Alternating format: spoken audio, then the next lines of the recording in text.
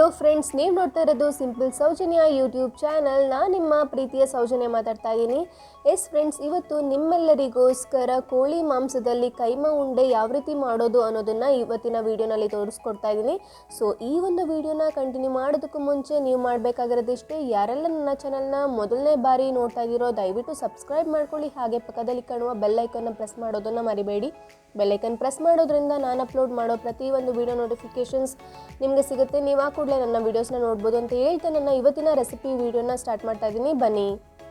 S friends, ಮೊದಲನೇದಾಗಿ ಕೈಮಾ ಉಂಡೆ ಮಾಡೋದಕ್ಕೆ ಏನೆಲ್ಲ ಸಾಮಗ್ರಿಗಳು ಬೇಕಾಗುತ್ತೆ ಅನ್ನೋದನ್ನು ನೋಡೋಣ ಬನ್ನಿ.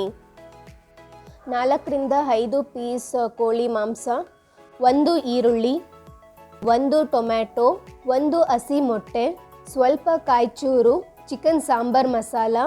ಮೊದಲನೇದಾಗಿ ಸಣ್ಣ ಜಾರ್ ತೊಗೊಂಡಿದ್ದೀನಿ. ಜಾರ್ನಲ್ಲಿ ಸ್ವಲ್ಪ ಕಾಯಿ ತುರಿ ಅದರ ಜೊತೆಗೆ ಕಡಲೆ ಪಪ್ಪನ್ನು ಸೇರಿಸ್ಕೊತಾ ಇದ್ದೀನಿ. ಜೊತೆಗೆ ರುಚಿಗೆ ತಕ್ಕಷ್ಟು ಉಪ್ಪನ್ನು ಕೂಡ ಸೇರಿಸ್ಕೊಳ್ತಾ ಇದ್ದೀನಿ. ಇದಿಷ್ಟನ್ನು ನಾನು ಇವಾಗ ಗ್ರೈಂಡ್ ಮಾಡ್ಕೊಳ್ತಾ ಇದ್ದೀನಿ. ಎಸ್ ಫ್ರೆಂಡ್ಸ್, ಇದಿಷ್ಟು ಈ ರೀತಿಯಾಗಿ ಕನ್ಸಿಸ್ಟೆನ್ಸಿ ಬರೋವರೆಗೂ ನಾವು ಗ್ರೈಂಡ್ ಮಾಡ್ಕೊಳ್ಬೇಕಾಗುತ್ತೆ. ನೀವು ನೋಡ್ತಿರ್ಬೋದು ಯಾವ ರೀತಿ ಗ್ರೈಂಡ್ ಮಾಡ್ಕೊಂಡಿದ್ದೀನಿ, ಯಾವ ರೀತಿ ತರಿಯಾಗಿದೆ ಅಂತ. ಇದಕ್ಕೆ ನಾನು ಚಿಕನ್ ಪೀಸಸ್ನ ಆ್ಯಡ್ ಮಾಡ್ಕೊಳ್ತಾ ಇದ್ದೀನಿ. ಇವಾಗ ಕೆಂಪದಾಗಿರೋ ಅಂಥ ಚಿಕನ್ ಕೋಳಿ ಮಾಂಸನ ನಾನಿಲ್ಲಿ 4 ರಿಂದ 5 ತೊಗೊಂಡಿದ್ದೀನಿ. ಅದ್ರ ಜೊತೆಗೆ ನಾನು ಚಿಕನ್ ಸಾಂಬಾರ್ ಮಸಾಲನೂ ಕೂಡ ಆ್ಯಡ್ ಮಾಡ್ಕೊಳ್ತಾ ಇದ್ದೀನಿ. ಈ ಮಸಾಲ ಯಾವ ರೀತಿ ಮಾಡೋದು ಅನ್ನೋದನ್ನು ನಾನು ಇವಾಗ ಆಲ್ರೆಡಿ ಚಿಕನ್ ಸಾಂಬಾರನ್ನ ಮಾಡುವಾಗ ನಾನು ತೋರಿಸ್ಕೊಟ್ಟಿದ್ದೀನಿ. ಸೊ ಅದರ ಲಿಂಕ್ನ ನಾನು ಡಿಸ್ಕ್ರಿಪ್ಷನಲ್ಲಿ ಮೆನ್ಷನ್ ಮಾಡಿರ್ತೀನಿ. ಸೊ ಚಿಕನ್ ಸಾಂಬಾರ್ ಮಸಾಲಾನ ಯಾವ ರೀತಿ ಪ್ರಿಪೇರ್ ಮಾಡ್ಕೊಳ್ಳೋದು ಅನ್ನೋದನ್ನು ನೀವು ನನ್ನ ಡಿಸ್ಕ್ರಿಪ್ಷನಲ್ಲಿ ಹೋಗಿ ಚೆಕ್ ಮಾಡಿ ನೋಡಿ. ಇವಾಗ ಗ್ರೈಂಡ್ ಮಾಡಿಕೊಂಡೆ ಮತ್ತೊಂದು ಸತಿ. ಸೊ ಈ ರೀತಿ ಕನ್ಸಿಸ್ಟೆನ್ಸಿನಲ್ಲಿ ಈ ಒಂದು ಕೈಮಾ ಉಂಡೆ ರೆಡಿ ಆಗ್ತಿದೆ. ಅದ್ರ ಜೊತೆಗೆ ನಾನಿವಾಗ 1 ಈರುಳ್ಳಿನ ಹಾಕ್ಕೊಳ್ತಾ ಇದ್ದೀನಿ. ಸೊ ಅದ್ರ ಜೊತೆಗೆ ನಾನು ಮೊಟ್ಟೆನೂ ಕೂಡ ಆ್ಯಡ್ ಮಾಡಿಕೊಂಡು ಚೆನ್ನಾಗಿ ಮಿಕ್ಸ್ ಮಾಡ್ಕೊಳ್ತಾ ಇದ್ದೀನಿ. ಮತ್ತೊಂದು ಸತಿ ನಾನು ಇದನ್ನು ಗ್ರೈಂಡ್ ಮಾಡ್ಕೊಳ್ತಾ ಇದ್ದೀನಿ. ಸೊ ಗ್ರೈಂಡ್ ಮಾಡ್ಕೊಂಡಾದಮೇಲೆ ಈ ರೀತಿಯಾಗಿ ಕನ್ಸಿಸ್ಟೆನ್ಸಿ ಇರುತ್ತೆ. ನೀವು ನೋಡ್ತಿರ್ಬೋದು ಯಾವ ರೀತಿ ಕನ್ಸಿಸ್ಟೆನ್ಸಿ ಇದೆ ಅಂತ. ಸೊ ಈ ರೀತಿಯಾಗಿ ಇಷ್ಟೇ ಕನ್ಸಿಸ್ಟೆನ್ಸಿಯಲ್ಲಿ ಇರೋ ಥರ ನಾವು ಗ್ರೈಂಡ್ ಮಾಡ್ಕೊಳ್ಬೇಕಾಗುತ್ತೆ. ಅದಾಗಿದ ನಂತರ ನಾವು ಒಂದು ಸಪ್ರೇಟ್ ಪ್ಲೇಟ್ ತೊಗೊಂಡು ಅಲ್ಲಿ ನಾವು ಉಂಡೆಯಾಗಿ ಕಟ್ಕೊಂಡು ಇಟ್ಕೊಳ್ಬೇಕಾಗತ್ತೆ.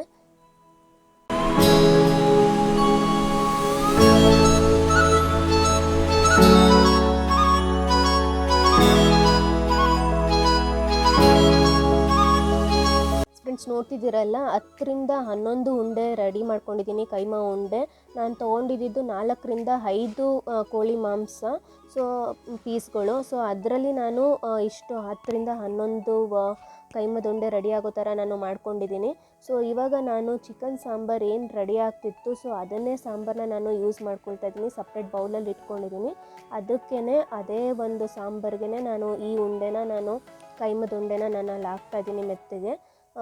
ಇದರಲ್ಲಿ ಚೆನ್ನಾಗಿ ಬೇಯ್ತಾ ಇರುತ್ತೆ. ಚೆನ್ನಾಗಿ ಬೆಂದ ಮೇಲೆ ಕೈಮದ ಉಂಡೆ ರೆಡಿ ಆಗಿರುತ್ತೆ ಸರ್ವ್ ಮಾಡೋದಕ್ಕೆ.